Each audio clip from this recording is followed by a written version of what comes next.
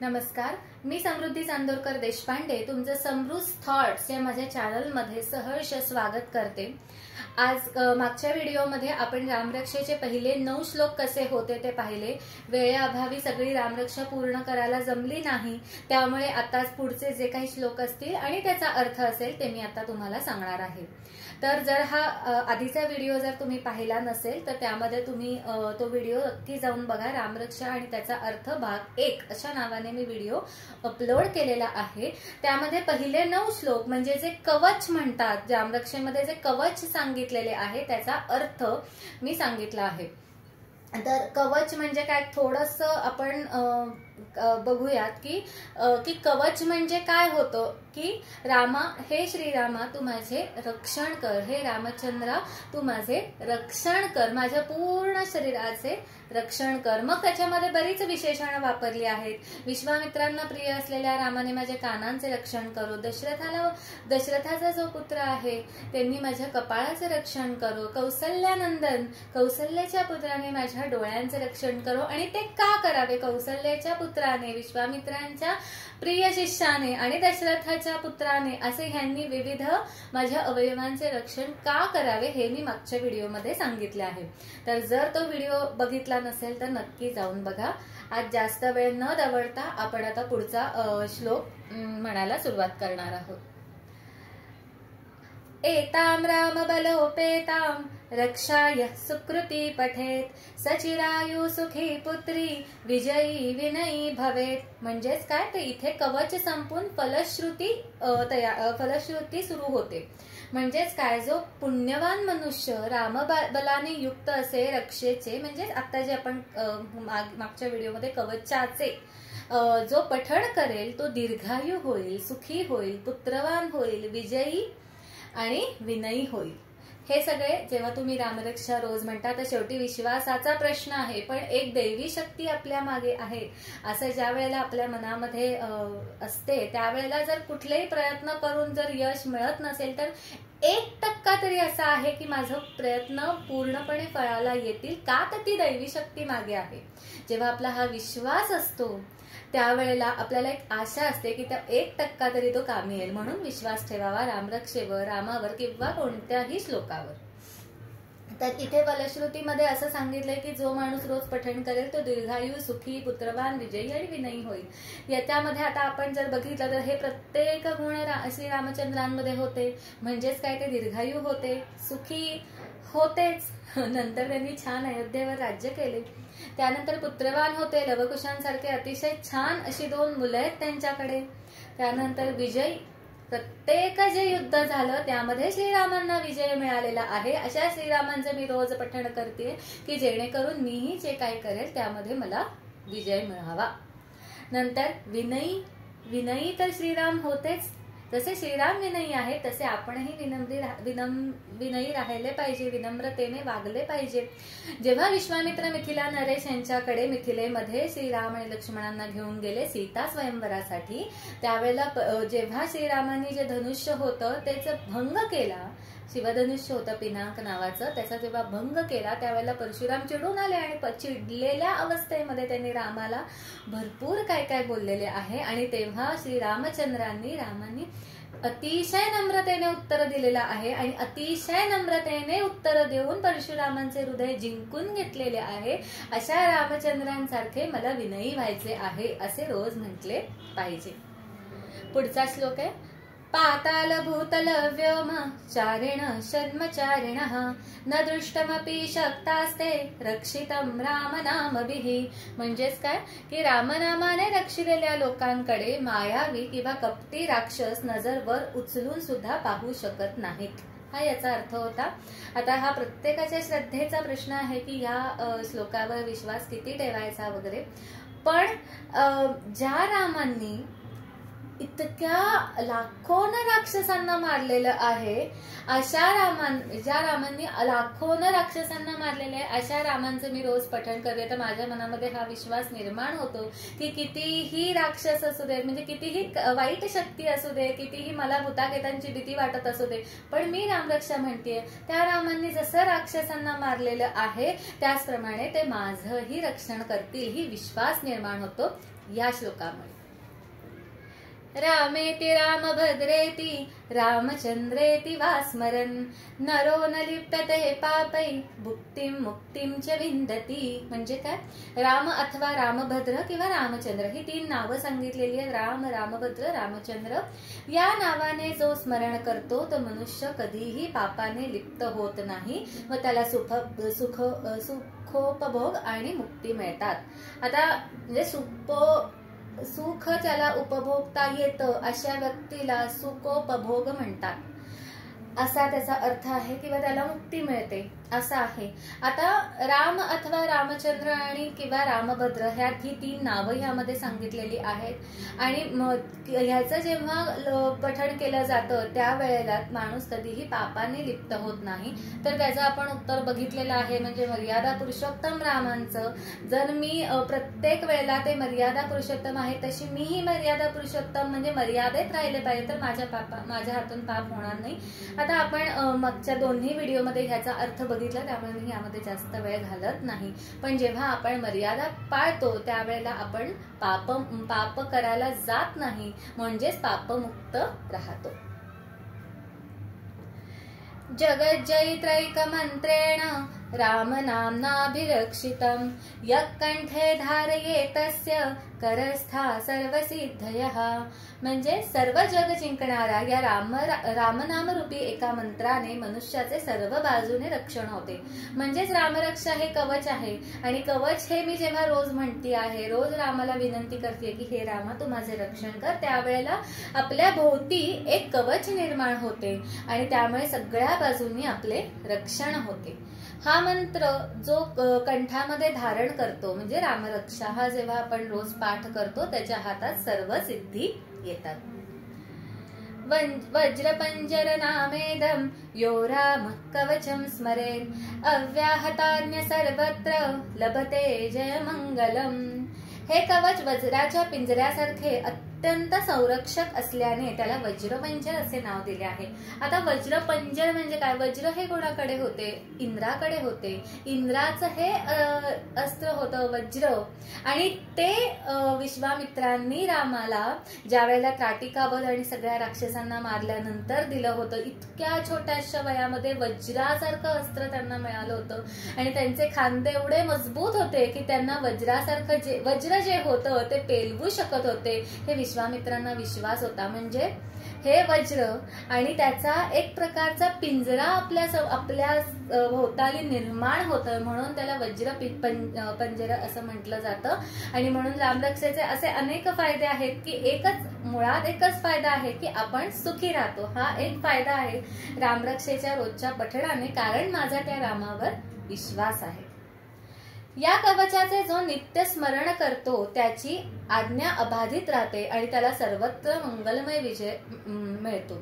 आज्ञा अबाधित राहते ह्याचा अर्थ असा आहे की तो जो माणूस जे काही सांगतोय ते सगळेजण ऐकतात. जसं राजाची प्रजा सगळं ऐकत असते तसं त्या माणसाचं सगळं ऐकतात असं त्या श्लोकांमध्ये सांगितलेलं आहे.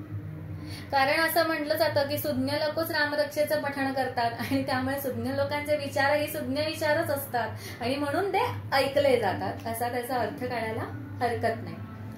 आदिष्ठवान यथा स्वप्ने राम रक्षामि मां हरः तथा लिखितवान प्रातः प्रबुद्धो बुध कौशिकः. म्हणजे भगवान, आता आपण ह्या श्लोकाचा अर्थ हा पहिल्या व्हिडिओमध्ये रामरक्षेचे महत्व या श्लोकाच्या व्हिडिओमध्ये आपण पाहिला होता. म्हणजेच की बुधकौशिक ऋषींना जशी भगवान शंकरांनी रामरक्षा सांगितली स्वप्नात येऊन, तशी त्यांनी सकाळी लिहून काढली. ती जशी सांगितली तशी लिहून काढली, म्हणूनच आदिष्ठवान यथा स्वप्ने. आराम कल्पवृक्षाणां वीराम सकलापदां अभिराम स्त्रिलोकानां राम श्रीमान सना प्रभुः. म्हणजेच काय तर आता हे जे श्लोक आहेत यामध्ये श्रीरामांचं एक प्रकारे वर्णन केलेलं आहे की श्रीराम हे कसे होते वगैरे ह्याचे वर्णन केलेले आहे. तर ते वर्णन कसे केले आहे ते ऍक्च्युअली 3 श्लोकांचा मिळून त्याचा अर्थ होता, पण आपण थोडंसं बघूया या श्लोकाबद्दल.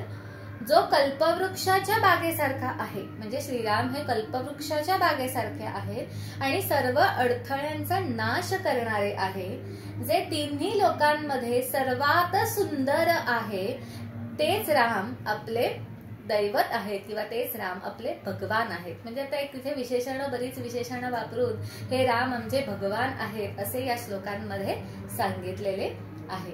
पुढे तरुणौ रूप संपन्नौ सुकुमारौ महाबलौ पुंडरीक विशालाक्षौ चिरकृष्णाजिनांबरौ फलमूलाशिनौ दान्तौ तापसौ ब्रह्मचारिणौ पुत्रो दशरथस्येतो भ्रातरौ रामलक्ष्मणौ शरण्यो सर्वसत्त्वानां श्रेष्ठो सर्वधनुष्मतां रक्षकुलनिहंतारो त्रायेतां नो रघुत्तमः. आता या तिन्ही श्लोकांचा मिळून हा अर्थ मी तुम्हाला सांगतेय की जे तरुण, देखणे, कोमल, पराक्रमी, कमळासारखे मोठे नयन असलेले, चिरवस्त्र आणि कृष्ण मृगचर्म धारी, फळे व मुळं खाणारे, संन्यासी, ब्रह्मचारी, सर्व प्राणीमित्रांना आश्रय देणारे, सर्व धनुर्धरांमध्ये श्रेष्ठ, दानव कुळाचा नाश करणारे, रघुश्रेष्ठ दशरथ कुमार राम आणि लक्ष्मण हे दोन्ही भाऊ आमचे रक्षण करो. आता इथे यापुढे राम आणि लक्ष्मण याबद्दल सांगितलेले आहे. आधीच्या श्लोकांमध्ये हे रामा तू माझं रक्षण कर असं होतं, पण आता राम लक्ष्मण यांच्यापासून सुरुवात झालेली आहे. तर ह्यामध्ये सगळी ही जी काही विशेषणं मी आता जी सांगितली की जे तरुण आहेत, देखणे आहेत, कोमल आहेत, पराक्रमी आहेत, कमळासारखे मोठे नयन असलेले, अशी ही जी बरीच आता मी जी काही तुम्हाला विशेषणं सांगितली ही राम लक्ष्मणांना लागू पडतात. कारण इतके देखणे दोघेही होते आणि अतिशय सुंदर हे चारही पुत्र होते. शेवटी सूर्यवंशी कुळातले सूर्यवंशी होते ते. आजचा सूर्य बघितला, आज 22 तारीख आहे आणि आजचा सूर्य बघितल्यानंतर सुद्धा असं झालं की अरे इतका सूर्य, तेजस्वी सूर्य दिसतोय, तर सूर्यवंशी राजा कसा असेल ही भावना मनामध्ये निर्माण झाली. म्हणजेच असे इतके सुंदर ते दिसणारे होते आणि अशा रघुकुळामधल्या श्रेष्ठ असणाऱ्या पुत्रांनी म्हणजे राम आणि लक्ष्मणांनी माझे रक्षण करू असे या अर्थामध्ये सांगितलेले आहे. पुढे आतसज्ज धनुषा विषस्पृशा वक्षया शुगनिसंग संगिनो रक्षणाय मम राम लक्ष्मणा वग्रत पती सदैव गच्छताम. जसं मी आता तुम्हाला सांगितलं की राम आणि लक्ष्मणाचा आता पुढे झालेला आहे, त्यामुळे जसं राम रक्षण करो हे जे आपण आता ऐकत होतो, आता राम आणि लक्ष्मणा तुम्ही माझे रक्षण करा असं आता सुरुवात झालेली आहे. या श्लोकाचा अर्थ आपण पहिल्या रामरक्षेच्या महत्व या व्हिडिओमध्ये बघितलेला आहे. तर परत एकदा मी सांगते की ज्यांनी धनुष्य धारण केलेले आहे, अगदी धनुष्य धारण करून सुसज्ज आहेत, ज्यांच्याकडे पुढे जाणाऱ्या भातांचा, बाणांचा अक्षय भाता आहे, असे श्रीराम आणि लक्ष्मण माझ्या रक्षणासाठी माझ्या मार्गामध्ये सदैव पुढे चालोत. याचा अर्थ असा आहे. त्याच्या मागचं पुढचं जे काही त्याचा अर्थ वगैरे आहे तो मी पहिल्या व्हिडिओमध्ये तुम्हाला सांगितले रामरक्षेच्या महत्वाच्या. सन्नद्ध कवची खड्गी चाप बाण धरो युवा गच्छन् मनरतोस्माकं रामः पातु स लक्ष्मणोऽहम्. प्रभू राम लक्ष्मणासोबत तरुण वयात सदैव तत्पर, हातात खड्ग घेऊन धनुष्यबाण धरून पुढे कूच करून आमच्या इच्छांचे रक्षण करो. आता याचाच अर्थ की ह्याच्यामध्ये प्रत्येक ह्याला सांगितलेलं आहे की हे श्री राम आणि लक्ष्मणा तुम्ही माझे रक्षण करा, हे यामध्ये सांगितलेले आहे. प्रभू श्रीराम आणि लक्ष्मणांनी माझे रक्षण करावे.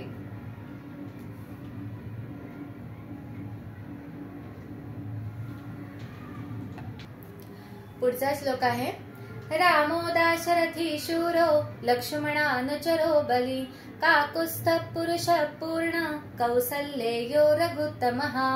म्हणजेच काय, दशरथ पुत्र श्रीराम हे शूर आहेत, लक्ष्मणासारखा बलवान मनुष्यही ज्यांच्या पावलावर पाऊल ठेवून आहे. लक्ष्मण किती बलवान होता हे आपल्याला माहिती आहे, शेषनागाचा अवतार होता आणि असा लक्ष्मण सुद्धा ज्यांच्या पावलावर पाऊल ठेवून आहे.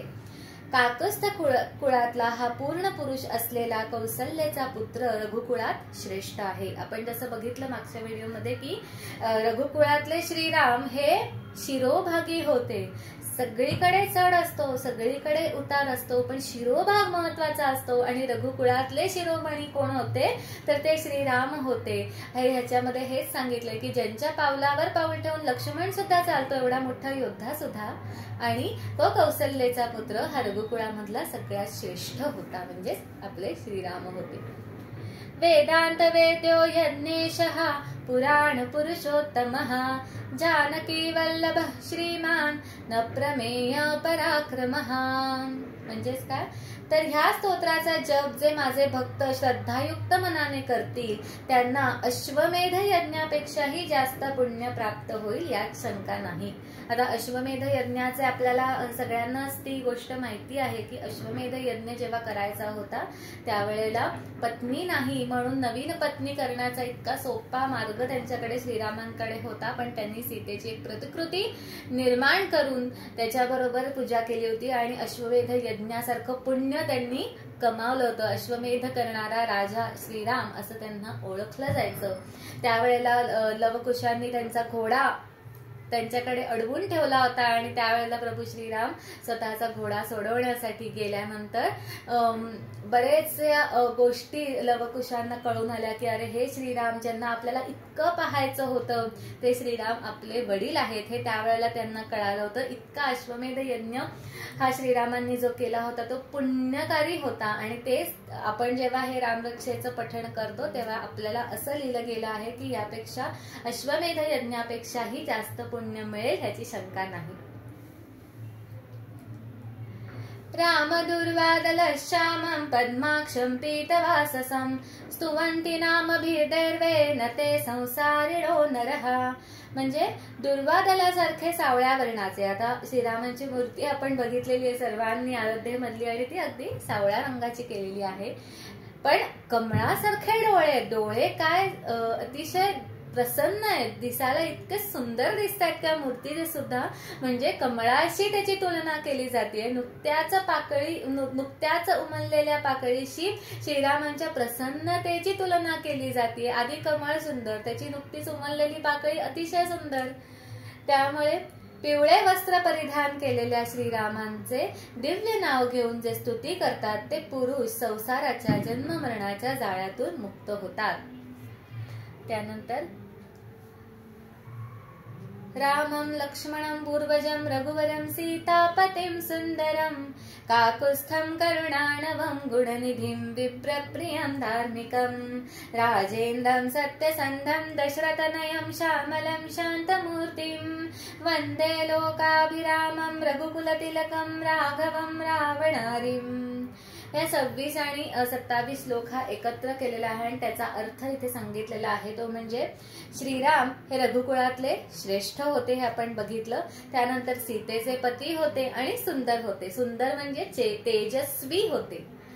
तसेच ते काकुत्स्थ कुळातले करुणेचे सागर, गुणांचा खजिना, ब्राह्मणांना प्रिय असलेले व धार्मिक आहेत. त्यानंतर राजांमध्ये श्रेष्ठ, सत्याशी कायम जोडलेले दशरथ पुत्र, सावळे व शांततेची मूर्ती आहेत. लोकांना प्रिय असणाऱ्या रघुकुळात तिलकाप्रमाणे शोभणाऱ्या रावणाचे शत्रू आहेत. अशा गुणांनी युक्त असलेल्या श्रीरामांना मी वंदन करतो. आता हे फलश्रुती म्हणजे प्रत्येक वेळेला श्रीरामांची वेगवेगळी विशेषणं सांगितली आहेत आणि अशा श्रीरामांना मी वंदन करतोय, अशा श्रीरामांनी माझे रक्षण करावे हे यामध्ये सांगितलेले आहे. आता करुणेचे सागर तर श्रीराम आहेतच. प्रत्येक वेळेला राजा असावा तर श्रीरामांसारखा, कारण त्यावेळेला रामराज्य होते, कारण त्यावेळेला ते करुणेचे सागर होते. कोणी अगदी त्यांच्याकडे याचिका घेऊन आले तर त्याचं ते समाधान करत होते. कशाने? करुणेने करत होते. त्याचप्रमाणे सत्याचा राजा म्हणजे धर्मस्थापनेसाठी त्यांनी सत्याचा मार्ग स्वीकारला आणि म्हणून धर्मस्थापन झाला. म्हणजे मूळ विष्णूचं हे उद्दिष्ट होतं की श्रीरामांकडून धर्मस्थापन म्हणजे श्रीरामांचं रूप मर्यादित स्वरूप घेऊन धर्मस्थापन करायचा आणि मग त्यामुळे त्यासाठी हे रामायण घडलं. म्हणून धर्मस्थापनेचा राजा हा सत्याचा राजा आहे असं मानलं जातं. रामाय रामभद्राय रामचंद्राय वेदसे रघुनाथाय नाथाय सीताया पतये नमः. म्हणजे मी रामाला, रामभद्राला, रामचंद्राला, प्रजापतीला, रघुनाथाला, नाथाला, सीतेच्या पतीला वंदन करतो. इथे बरीच नावे सांगितली आहेत श्रीरामांची. त्यानंतर श्रीराम राम रघुनंदन राम राम, श्रीराम राम भरताग्रज राम राम, श्रीराम राम कर्कश राम राम, श्रीराम राम शरणं भव राम राम. म्हणजे श्रीराम परत हेच सांगितलेलं आहे की श्रीराम हे रघुकुळातले श्रेष्ठ आहेत, भरताचे थोरले बंधू आहेत, रणांगणावर शूरवीर आहेत, तर अशा श्रीरामांना मी शरण करतो. या चारही ओळींचा चार वेगवेगळा अर्थ सांगितला आहे, पण श्रीरामांसाठी एक विशेषण वापरली आहेत की भरताचे थोरले बंधू आहेत अशी, किंवा नातं सांगितलं आहे भरताचं. आणि त्या ह्या फलश्रुतीमध्ये हे आहे की हे श्रीरामा तू इतकं सगळं काही केलंयस की अशा श्रीरामांना मी वंदन करतो. आणि मग प्रत्येक श्लोकांमध्ये हा दशरथाचे पुत्र आहेत, करुणेचे सागर आहेत किंवा असे बरंच काय काय दिलेलं आहे या रामरक्षेच्या फलश्रुतीमध्ये. श्रीरामचंद्र चरणो मनसा स्मरामि, श्रीरामचंद्र चरणो वचसा गृणामि, श्रीरामचंद्र चरणो शिरसा नमामि, श्रीरामचंद्र चरणो शरणं प्रपद्ये. म्हणजे मी श्रीरामांच्या चरणांचे स्मरण करतो, वाणीने गुणवर्णन करतो, शिरसाष्टांग नमस्कार करतो आणि शरण जातो. आता एकंदरीतच काय की चरणांचे स्मरण आपण प्रत्येक देवाच्या पहिला आपण पाया पडतो ते म्हणजे असं पाया पडत नाही, तर हे देवा माझं रक्षण कर म्हणून चरणांकडे जातो.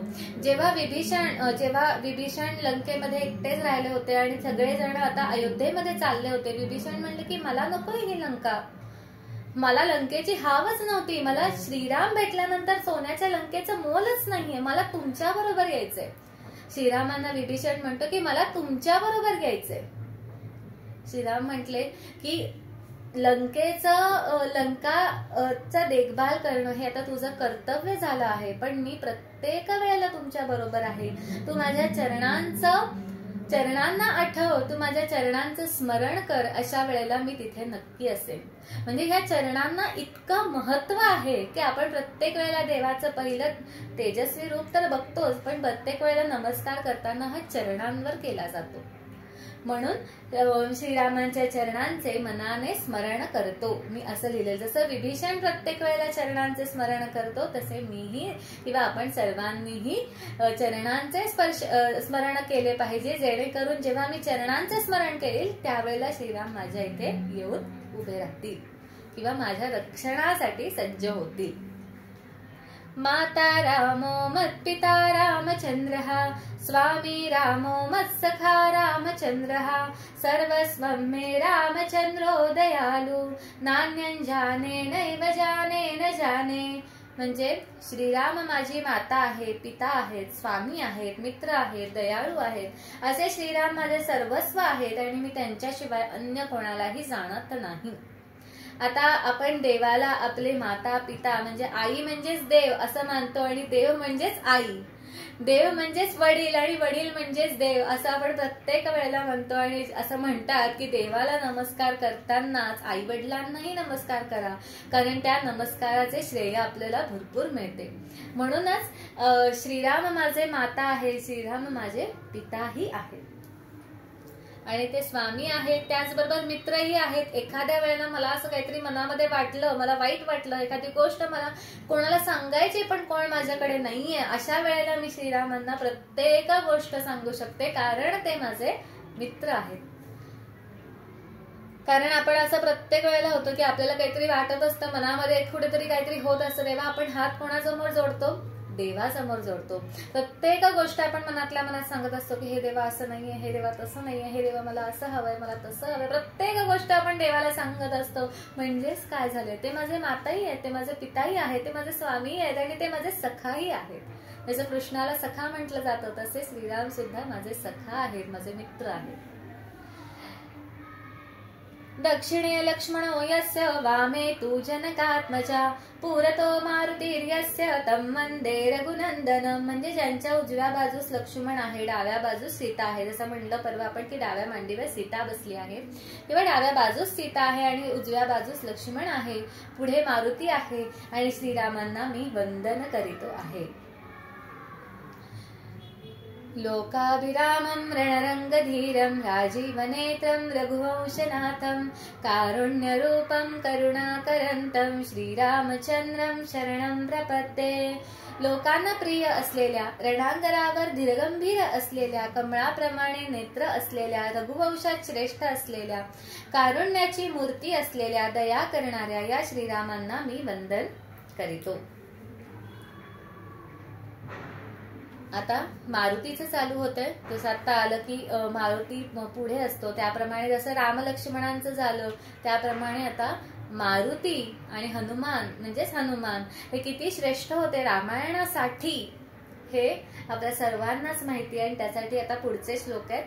मनोजवं मारुततुल्य वेगं जितेंद्रियं बुद्धिमतां वरिष्ठं वातात्मजं वानरयूथ मुख्यं श्रीरामदूतं शरणं प्रपद्ये. म्हणजे मनाप्रमाणे वाऱ्यासारखा वेग असलेल्या, जितेंद्रिय बुद्धिमान लोकांमध्ये श्रेष्ठ, पवनपुत्र वानरांच्या सेनेचा प्रमुख असलेल्या हनुमानाला मी शरण आहे. आता हनुमानाचे तर आपल्याला गुण माहितीच आहे. अतिशय वेगवान असलेल्या, अतिशय वेगवान हनुमान आहे. आता जसं ह्याच्यामध्ये मारुती स्तोत्रामध्ये म्हणलं जातं की मनाच्या वेगाने, मनाचाही वेग कुठेतरी कमी पडेल. म्हणजे मन आपलं कसं असतं, आत्ता मी इथे तर आत्ता अमेरिकेत माझं काय चाललंय असं डोक्यात विचार असतो. म्हणजे आत्ता मी अयोध्येचं राम मंदिराचं गुणगान गाते आणि आत्ता काहीतरी बातमी आल्यावर डायरेक्ट अमेरिकेला पोहोचले, इतका मनाचा वेग आहे. त्याच्याही पेक्षा जास्त हनुमानाचा वेग आहे असं म्हटलं गेलंय. म्हणजे हनुमानाचा वेग किती असेल हे लक्षात घ्या. त्यानंतर बुद्धिमान लोकांमध्ये श्रेष्ठ, ज्या वेळेला राम आणि लक्ष्मण ज्या वेळेला येत होते आणि किष्किंधाच्या इथे येऊन खाली पोचले, त्यानंतर वरती सुग्रीव होते आणि सुग्रीवाची सगळी माणसं होती. त्यांना वाटलं की हे बालीकडून कोणतरी आले, वालीने यांना पाठवलंय आपला वध करण्यासाठी किंवा आपल्या इथे येण्यासाठी. पण त्यावेळेला हनुमानांनी तिथे जाऊन बघितले की हे नक्की कोण आहेत आणि त्यांच्या बुद्धिमान असल्यामुळे त्यांना हे लक्षात आले हे की वालीने कोणी पाठवलेलं नाहीये, तर हे श्रीराम आणि लक्ष्मण आहेत. आणि ते वेगळ्या साधूच्या स्वरूपामध्ये हनुमान श्रीराम आणि लक्ष्मणांना भेटायला जातात, तेव्हा रामाने ओळखलेले असते की हे हनुमान आहेत. इतकं आधीपासूनच हृदय त्यांची जुळलेली आहेत, आधीपासूनच मन त्यांची जुळलेली आहेत. इतका बुद्धिमान हनुमानही होते आणि असेच बुद्धिमान आपले श्रीरामही होते. आणि वानरसेनेचे प्रमुख असलेल्या हनुमानानं मी शरण आहे. कूजन्तं राम रामेति मधुरं मधुराक्षरं आरुह्य कविता शाखा वंदे वाल्मीकी कोकिलम. म्हणजे कवितेच्या शाखेवर बसून वाल्मिकी रूपी कोकिळा राम राम अशा मधुर अक्षराचे पूजन करीत आहे. त्या वाल्मिकी रूपी कोकिळेला मी वंदन करीतो. पुढे आपदामपहर्तारं दातारं सर्वसंपदां लोकाभिरामं श्रीरामं भूयो भूयो नमाम्यहं. म्हणजे दुःखटांचा नाश करणाऱ्या, सुखसिद्धी देणाऱ्या, लोकांना प्रिय असणाऱ्या श्रीरामांना मी पुन्हा पुन्हा नमन करीतो. भर्जनं भवबीजाना मर्जनं सुखसंपदां तर्जनं यमदूतानां राम रामेति गर्जनं. म्हणजे संसार वृक्षाची बीजे जाळून टाकणाऱ्या, सुखसमृद्धी मिळवण्यासाठी, यमदूतांना घाबरवण्यासाठी राम राम अशी गर्जना करावी. आता प्रत्येक हे शेवटी विश्वासावर आधारित आहे. पण जसं यमदूतांना घाबरवण्यासाठी राम राम हे केलं, तर त्याप्रमाणे मला लहानपणीची आठवण आठवतीये की एक झाड असायचं आणि त्यावेळेला प्रत्येक वेळेला आम्हाला त्या झाडाच्या खालून आणि असं सारखं यावं लागायचं, जावं लागायचं आणि भीती वाटायची. प्रचंड काळोख असायच्या त्या रस्त्यावर आणि भीती वाटायची. तेव्हा आई मला सांगायची की तू श्रीराम श्रीराम हे म्हणत जा.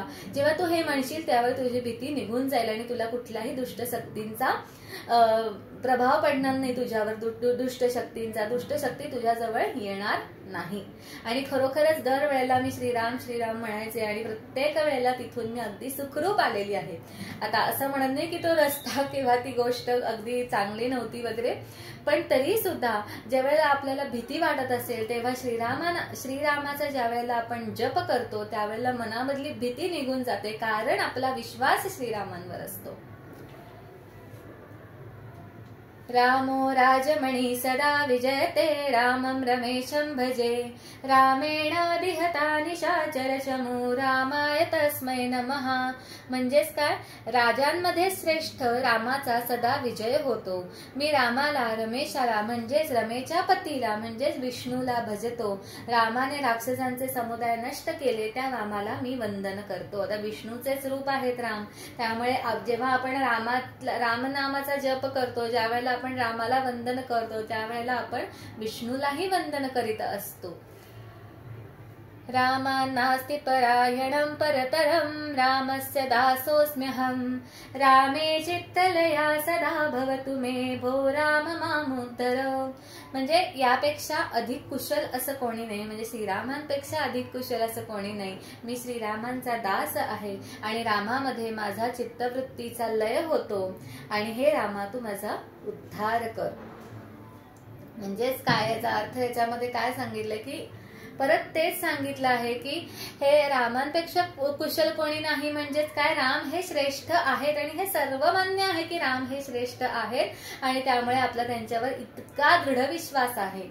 आणि त्याप्रमाणे जसं हनुमान हा असं म्हणतो की मी दास आहे श्रीरामांचा, त्याचप्रमाणे आपण सर्वच जण दास आहेत.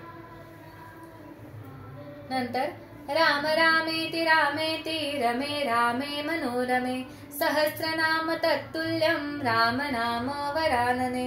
म्हणजेच काय, तर मनाला आनंद देणाऱ्या रामाच्या ठिकाणी मी रममाण होतो. म्हणजे आज एवढं राम राम चाललंय अयोध्येमध्ये, एवढे छान प्राणप्रतिष्ठा झालेली आहे आणि आमच्या इथेही आज भरपूर रामनामाचा जप वगैरे आरत्या वगैरे चाललेले आहेत आणि ते म्हणताना इतका आनंद होतोय.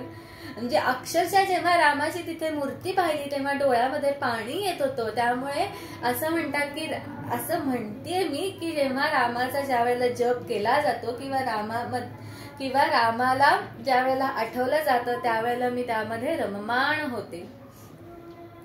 आता पुढे असं म्हणलंय की रामाचे एक नाव हे विष्णूच्या 1000 नावांच्या बरोबरीचे आहे. हे कसं आहे तर ज्या वेळेला शंकर आणि पार्वती एकत्र बसलेले असतात त्यावेळेला दरवेळेला पार्वती बरेच गोष्टी शंकरांना विचारत असते आणि अशा वेळेला पार्वती विचारते की हल्लीची ही जी लोक आहेत ज्यांना अक्षरशः 2 मिनिटं वेळ नसतो लोकांशी बोलायला, ते प्रत्येक वेळेला विष्णू सहस्रनाम म्हणजे विष्णूची 1000 नावं घ्यायला कसे घेतील? मग त्यांच्याकडे एवढा वेळ आहे का? नाहीये त्यांच्याकडे. मग एक शंकरांनी तोडगा म्हणून असं सांगितलंय की बरोबर आहे पार्वती, तू खरं आता एवढ्या इतकी बिझी ही लोक झालेली आहेत की या लोकांना विष्णूचे सहस्त्रनाम म्हणणं अतिशय अवघड आहे. त्यामुळे श्री विष्णूच्या 1000 नावांची बरोबरी करणारं असं एकच नाव आहे, ते म्हणजे श्रीराम, आणि त्याचा रोज जप करावा. इति श्री बुधकौशिक विरचित श्री रामरक्षा स्तोत्रम संपूर्णम. आता हे आपलं रामरक्षेचं स्तोत्र संपलेलं आहे, म्हणजे याची पूर्णतः झालेली आहे. थोडं काही चुकलं माकलं असेल तर मला क्षमा करा. माझे हे अगदी नवीनच हे व्हिडिओ आहेत आणि याबद्दल मी अगदी नवीनच बोलत आहे. जर माझं काही चुकलं असेल तर खरंच मला क्षमा करा.